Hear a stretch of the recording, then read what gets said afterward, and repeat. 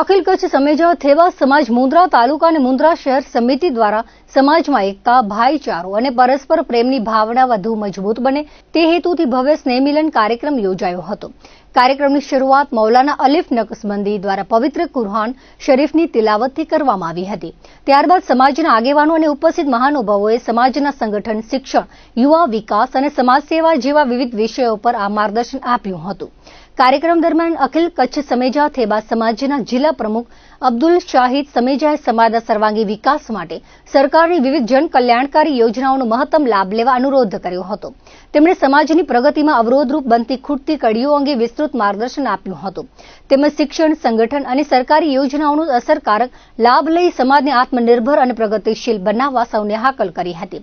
મૌલાના અલીફ નકશબંધીએ પોતાના ઉદ્બોધનમાં સમાજમાં ભાઈચારો, એકતા અને પરસ્પર પ્રેમની ભાવના વધુ મજબૂત બનાવવા પર ભાર મૂક્યો હતો. તેમણે દીની અને દુનિયાવી બંને પ્રકારના જ્ઞાન અને શિક્ષણને જીવનમાં સમાન મહત્વનું ગણાવી નવી પેઢીને સારા સંસ્કાર, ઉચ્ચ શિક્ષણ અને નૈતિક મૂલ્યો સાથે આગળ વધવા પ્રેરણા આપી હતી.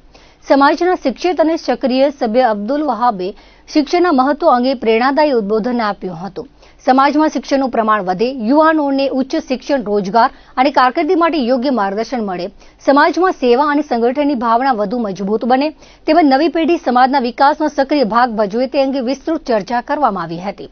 આ પ્રસંગે આગામી સમયમાં વિવિધ સમાજોપયોગી કાર્યક્રમો યોજવાનો સર્વાનુમતે સંકલ્પ કરવામાં આવ્યો હતો. અંતે સમાજની એકતા, શિક્ષણ, સેવા અને યુવા સશક્તિકરણના સંકલ્પ સાથે સૌએ સમાજને વધુ સંગઠિત, શિક્ષિત, આત્મનિર્ભર અને પ્રગતિશીલ બનાવવા માટે સતત કાર્ય કરવાની પ્રતિબદ્ધતા વ્યક્ત કરી હતી.